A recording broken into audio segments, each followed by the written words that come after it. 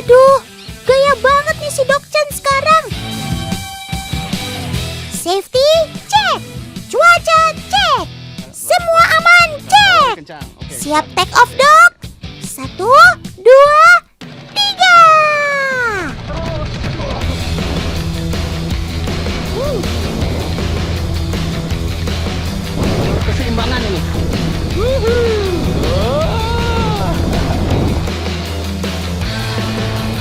Ini saya harus kerjasama banget ya, Mas Dedi ya.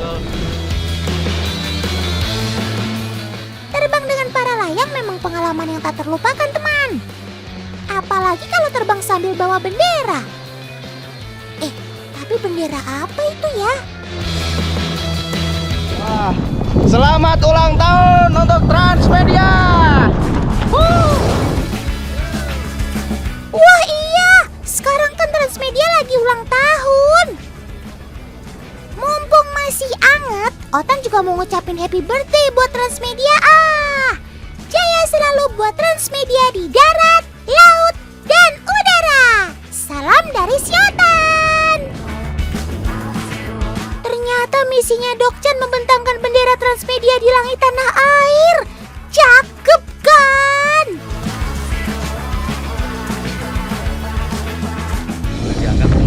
Ini sekarang mau landing proses. Kakinya harus rapet. Lurus. Selamat, Dok. Misi sukses terlaksana.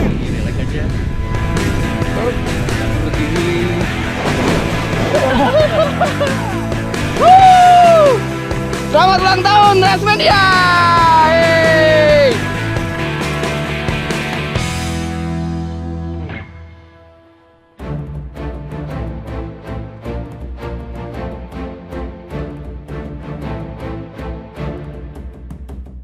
Teman, saat para layang tadi Otan jadi ingat deh sama hewan yang pandai banget terbang. Apa? Burung? Bukan. Pada penasaran ya? Sama, Otan juga.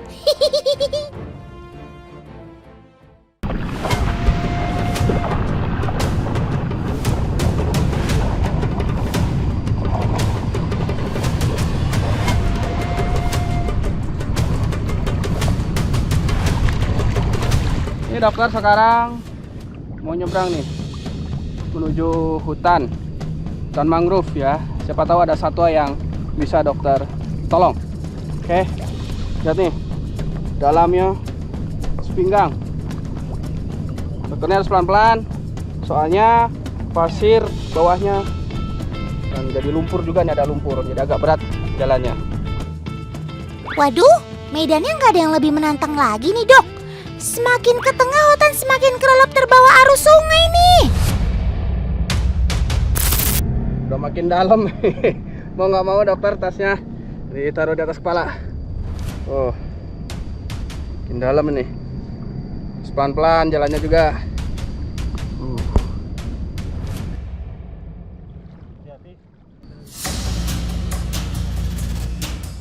Sepertinya yang Dokchan mau datangi ini adalah tempat yang spesial deh. Bener-bener jauh dari hiruk pikuknya ibu kota.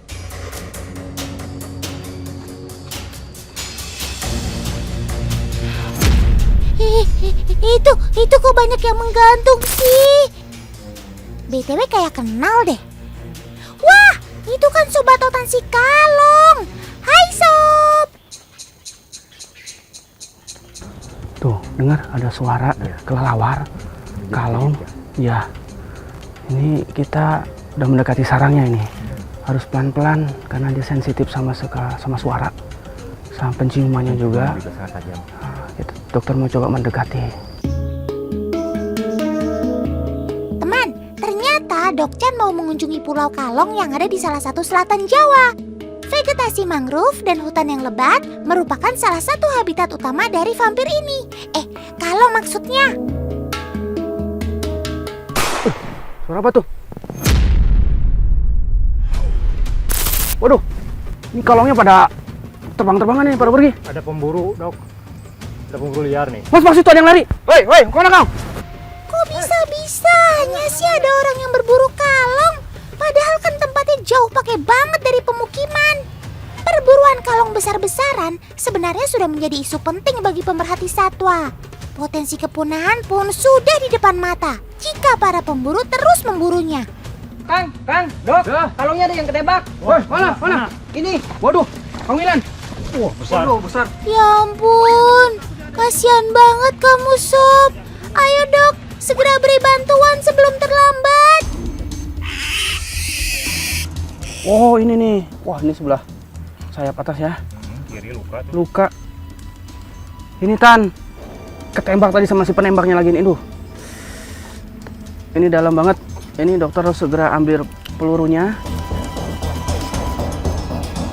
Sungguh terlalu si pemburu itu.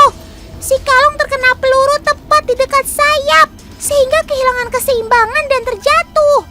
Jika peluru tersebut tidak segera diambil, bisa saja sobat otan ini mati karena infeksi.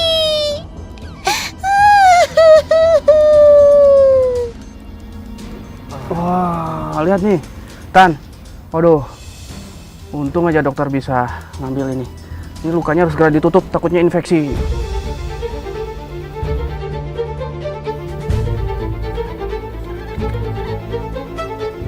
Yang sabar ya Sob, sekarang sudah tinggal pemulihan kok. Otan yakin kamu kuat. Semangat! Teman, sayap kalung sendiri merupakan membran tipis yang fleksibel, sehingga memudahkan mereka ketika terbang. Sayap kalung ternyata juga memiliki fungsi sebagai alat gerak dalam aktivitas sehari-hari mereka. Oke. Udah dokter jahit. Barusan dokter pakai benang yang bisa menyerap dan menyatu dengan daging. Jadi tidak perlu dibuka, nanti lama-kelamaan dia bakal kering. Oke, sekarang dokter mau semprot antibiotik ya, antiseptik luar. Takutnya infeksi. Ya, bentar.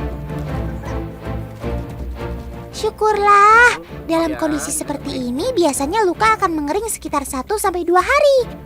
Setelah itu, si Batman sudah dapat beraktivitas seperti biasa. Cakep! Ya, selesai. Ini dokter udah kasih antibiotik sama antiseptiknya, udah dijahit juga. Kita mau rilis di pohon-pohon yang dahannya agak landai. Teman, kalong biasanya menetap di pohon yang tinggi untuk menghindari predator. Selain itu, pohon yang tinggi juga memudahkan mereka dalam proses take off dan landing.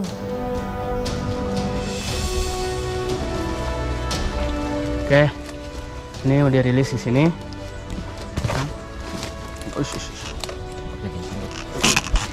Oke, nih kita taruh sini. Ya, nanti dia akan merambat ke atas. Ya. Duh. Saat kalung terjatuh, biasanya ia akan merangkak naik ke atas, teman. Tapi kali ini, karena sobat otan sedang terluka, Dokchan coba membantunya dengan meletakkan di pohon yang sedikit landai. Oke, dadah kalong. Jaga satwa kita. Fate in the wild.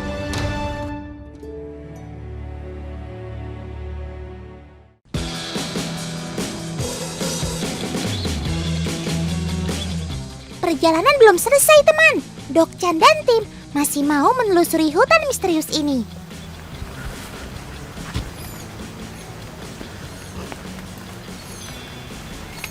Mang Milan. Ya, Dengar suara nggak? bentar. Ya. Suara apa itu? Suara apa? Oh, ada ini sini. Oh, ada bayi.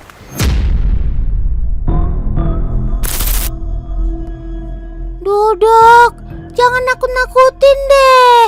Ini kan matahari sudah mau terbenam. Jangan buat suasana tegang dong. Kalian di rumah dengar suara juga nggak? Wah, bayi musang Tan. Lihat, ini musang rase ya. Dia biasa bersarang memang di bawah-bawah akar-akar sama dedaunan kering.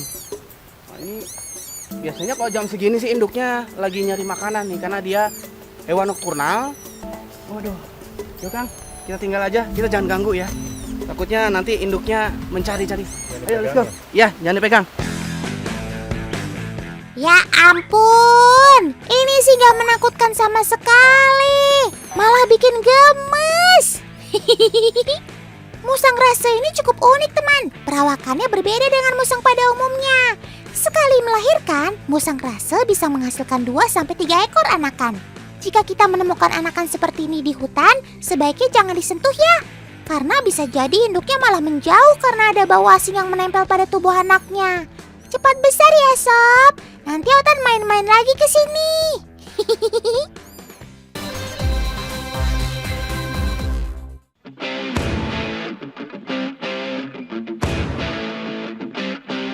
Balik lagi yuk sama si Dokcan petualang. Itu mah bocah ya, bukan Dokcan.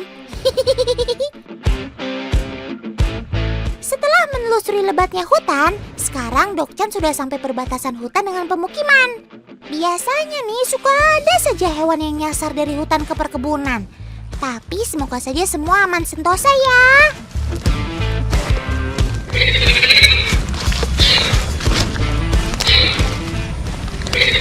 Kang, dengar ada suara nggak, Kang? Tuh, lagi-lagi kan ada suara-suara aneh di sepanjang jalan. Please, kali ini kasih yang lucu-lucu kayak tadi ya. Jangan yang menakutkan.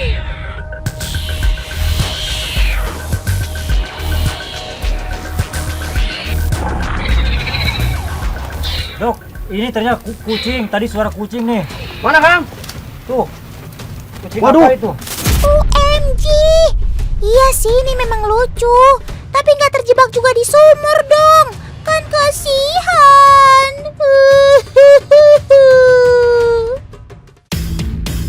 Langsung saja kita evakuasi sebelum semuanya terlambat.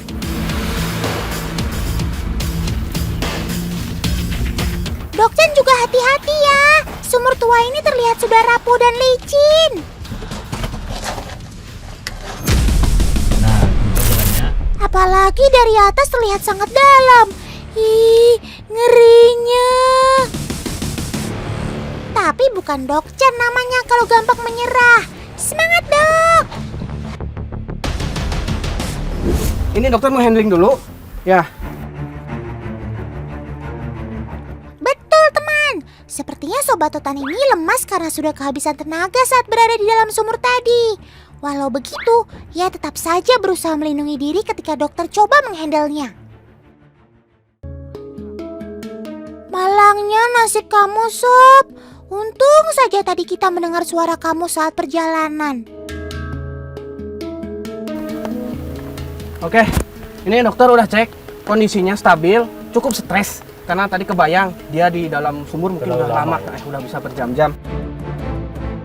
Setelah dicek oleh Dokcan, Sobat Otan ini terlihat sehat, teman. Kang, Ya. ini dokter mau kasih vitamin karena tadi dia cukup stres ya. Si Meong sudah mulai terlihat lebih tenang, teman. Penanganan yang tepat akan membuat hewan menjadi lebih nyaman.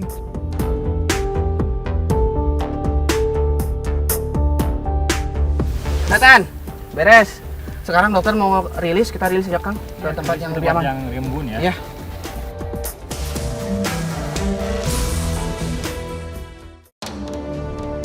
Untuk merilis kucing hutan tidak boleh di sembarang tempat, teman. Karena salah-salah bisa membahayakan bagi Sobat Otan ini. Karena rawan perburuan. Dan yang terpenting adalah ketersediaan makanan dalam wilayah tersebut. Oke, di sini aman Mas untuk rilis. Aman, aman. Oke, ini dokter mau rilis di kucing hutannya. Ini tempat yang aman karena memang habitatnya di perbatasan hutan dengan perkampungan warga ya. Ini biar kita masukin dulu. Nah. Oke. Dadah. Oke. Jaga satwa kita. Fred in the wild. Ayo Kang.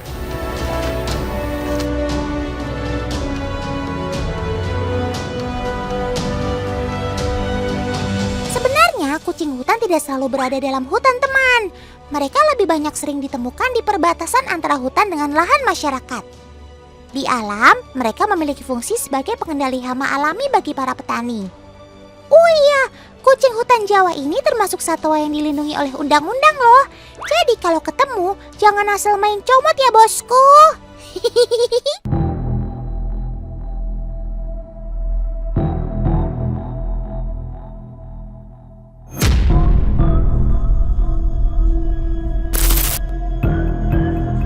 Sob, serem banget sih mode pengintaian kamu. mirip kucing-kucing besar. Padahal kan kamu sebenarnya menggemaskan.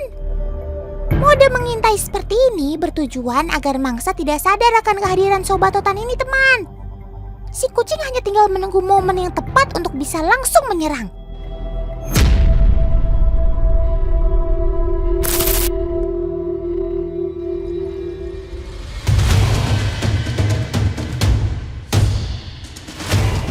Wush, cepet banget sih kamu larinya, Sob. Sekali terekam langsung dapat buruan. Kermaks. Kucing satu ini memiliki struktur kaki yang dirancang untuk berlari kencang, teman. Ditambah sifat dasarnya yang liar dan agresif, membuat insting berburunya terus menggelora. Saat mendapat mangsa, biasanya kucing ini akan membawa ke tempat yang aman untuk makan. Tujuannya apa lagi kalau bukan melindungi mangsa agar tidak diambil predator lain? Cakep!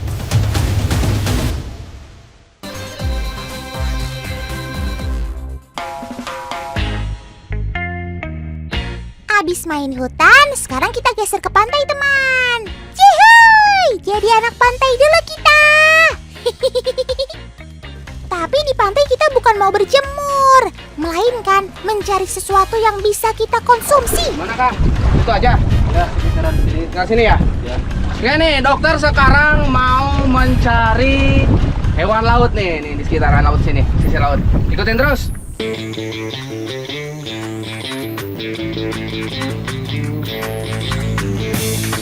Dokter nyari apa sih? Kok Otan jadi penasaran ya?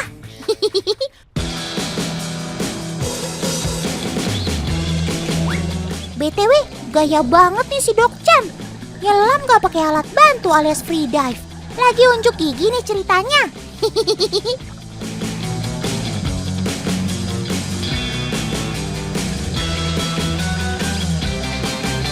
Wah, Dok, itu ada lobster.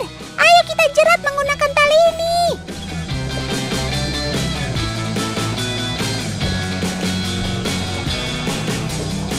Hore! Berhasil! Lobster memang menyukai lokasi yang berpasir dengan spot karang seperti ini, teman.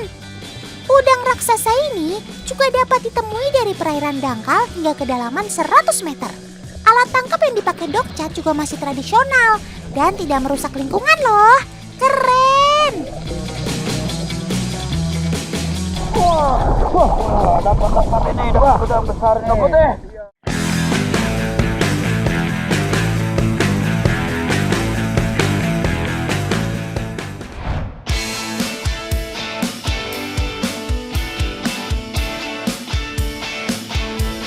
Dokter cari apa sih? Memangnya lobster yang tadi nggak cukup ya? Tenang, Otan nggak bakalan habisin kok.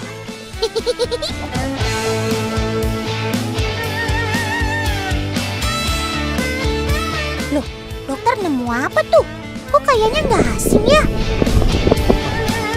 Nah, ini Tan yang dokter cari nih.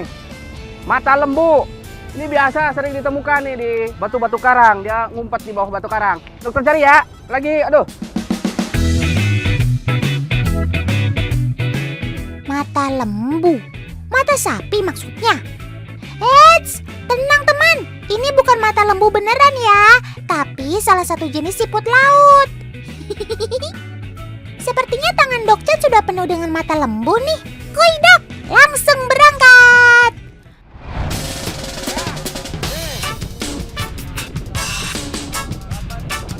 Makanan dari laut yang masih fresh tidak membutuhkan bumbu, teman. Rasanya yang manis, gurih, dan asin semua sudah tercampur jadi satu. Cukup dibakar menggunakan api seperti ini, sudah bisa bersaing dengan menu lobster yang ada di Hotel Bintang 5. Siap, laksanakan Dokchan. Yuk mumpung masih hot alias panas, langsung saja kita sikat. Teman, kenikmatan daging lobster sudah tidak diragukan lagi. Teksturnya yang kenyal dan tebal memiliki sensasi sendiri ketika memakannya. Lobster memiliki kandungan protein dan vitamin yang tinggi, sehingga baik untuk tubuh. Nah, kalau mata lembu sendiri, rasanya mirip seperti kerang dalam ukuran besar, teman. Teksturnya yang kenyal membuat siapapun ketagihan saat memakannya. Hayo, siapa di sini yang sudah mulai ngiler? Oh ya, dokter mau ngucapin nih, selamat ulang tahun untuk Transmedia yang ke-21. Semakin jaya dan sukses selalu. Hey, happy birthday.